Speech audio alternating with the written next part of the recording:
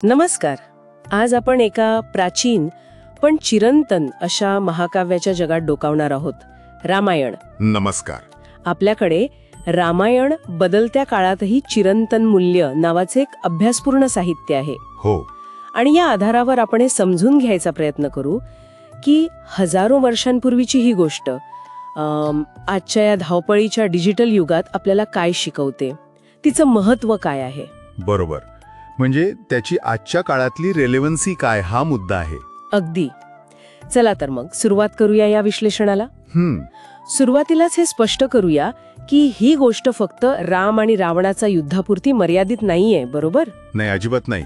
हे साहित्य तर म्हणतं की रामायण म्हणजे कर्तव्य, संयम आहे, निष्ठा आहे, न्याय, प्रेम, त्याग, म्हणजे एक आदर्श जीवन कसं जगावं याचा विचार आहे यात. हो हो, अगदी. एका अर्थाने हे फक्त धार्मिक पुस्तक नाहीये.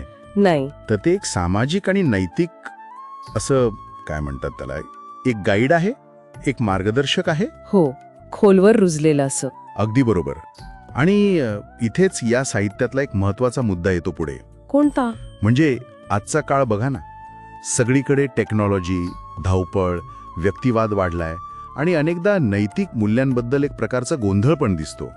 दिसतो खरा. तर मग या पार्श्वभूमीवर रामायणातली मूल्य कशी टिकून राहतात, कशी लागू होतात, हा महत्वाचा प्रश्न आहे. साहित्यात एक उदाहरण आहे बघा. रामानं वडिलांना दिलेल्या वचनासाठी 14 वर्ष वनवास स्वीकारला. हो, ते तर माहितीये. आजच्या काळात हे कदाचित खूप टोकाचं वाटेल आपल्याला, वाटू शकतं. पण त्यातला गाभा काय आहे? तर स्वार्थाच्या पलीकडे जाऊन कर्तव्याला, दिलेल्या शब्दाला महत्त्व देणं, हा विचार आजही महत्वाचा आहे, नाही का? नक्कीच. पण मग केवळ कर्तव्यच आहे की अजून काही? म्हणजे सत्य आणि संयम याबद्दल काय सांगतं हे साहित्य? हो, तोही भाग आहेच. जसं की रामानं युद्ध टाळायचा प्रयत्न केला असं म्हणतात. हो, शेवटपर्यंत प्रयत्न केले, पण जेव्हा सत्य आणि न्यायाचा प्रश्न आला तेव्हा संघर्ष अटळ होता. म्हणजे टोकाची भूमिका न घेता योग्य वेळी योग्य पाऊल उचलणं, हे तत्व आजही लागू पडतं. अगदी. शांत राहून योग्य मार्गावर चालणं महत्वाचं आहे. आणि सीतेबद्दल काय? या साहित्यात सीतेकडे कसं पाहिलं गेलंय?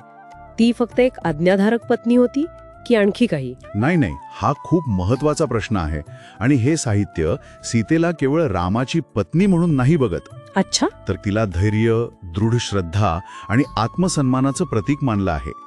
लंकेत असताना तिचं वागणं असो किंवा नंतर तिनं घेतलेला स्वतःचा निर्णय असो, त्यात तिची एक स्वतंत्र ओळख दिसते, तिचा कणखरपणा दिसतो. म्हणजे स्त्रियांचा सन्मान आणि त्यांचं स्वातंत्र्य यावर भर आहे म्हणायचं. अगदी. हे साहित्य विशेषतः या मूल्यांवर भर देतं, जे आजच्या काळात किती महत्वाचं आहे हे वेगळं सांगायला नको. बरोबर. सीता म्हणजे केवळ त्याग नाही, तर तिच्यात एक नैतिक ताकद आहे जी कोणत्याही परिस्थितीला सामोरी जाते. म्हणजे मग ही पात्र केवळ पुराणातली नाहीत, ती आपल्यात, आपल्या आजूबाजूला आजही दिसू शकतात असं म्हणायचंय का? नक्कीच. हे साहित्य नेमकं हेच मांडण्याचा प्रयत्न करतंय. कसं काय? म्हणजे बघा, एखादा नीतिमान नेता किंवा कुटुंब प्रमुख म्हणजे राम, स्वाभिमानी आणि कणखर स्त्री सीता, किंवा अगदी निस्वार्थपणे मदत करणारा मित्र हनुमान. हो. आणि दुसरीकडे ज्ञानी असूनही अहंकारामुळे स्वतःचं नुकसान करून घेणारी व्यक्ती रावण. ही सगळी रूपं आजही कोणत्या ना कोणत्या स्वरूपात आपल्या समाजात आहेत. खरं. आणि म्हणूनच या साहित्यात धर्म म्हणजे केवळ पूजा किंवा कर्मकांड नाहीये. मग काय आहे? तर योग्य आचरण, नैतिक जबाबदारी. माणूस कधी आपल्या चांगुलपणामुळे म्हणजे आचरणामुळे दैवत बनतो आणि कधी आपल्या दोषांमुळे दानव बनतो, हे यात स्पष्ट होतं. अच्छा. तर मग या सगळ्या चर्चेचा अर्थ काय काढायचा? आपण यातून काय शिकू शकतो? काळ बदलला, जग बदललं, तरी माणूस म्हणून जगण्याची जी मूळ तत्व आहेत ती बदलत नाहीत. जसं की सत्य, कर्तव्य, प्रेम, संयम, ही मूल्य तशीच राहतात असं म्हणता येईल. बरोबर. हे साहित्य एका ठिकाणी खूप छान म्हणतं. काय? की राम म्हणजे नियम आणि मूल्यांचं पालन करणं, रावण म्हणजे नियम तोडणं, मूल्यांना पायदळीत उडवणं. आणि रामायण म्हणजे आपल्या प्रत्येकाच्या आत चाललेला या चांगल्या आणि वाईटाचा संघर्ष. वा, म्हणजे हा संघर्ष तर कायमचाच आहे. हो, तो चिरंतन आहे. म्हणूनच या साहित्याच्या शेवटी म्हटलं आहे, रामायण हे आरशासारखं आहे.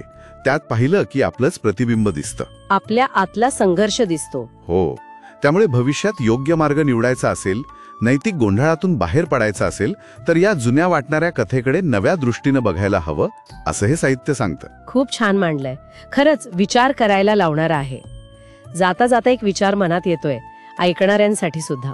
विचारा की. जर रामायण खरंच आपल्या आतल्या चांगल्या वाईटाच्या संघर्षाचं प्रतिबिंब असेल, तर त्यातलं कोणतं पात्र किंवा कोणता प्रसंग किंवा कोणतं नैतिक द्वंद्व आजच्या आपल्या वैयक्तिक किंवा सामाजिक आव्हानांशी सर्वात जास्त जुळतं असं वाटतं? यावर विचार करायला हरकत नाही.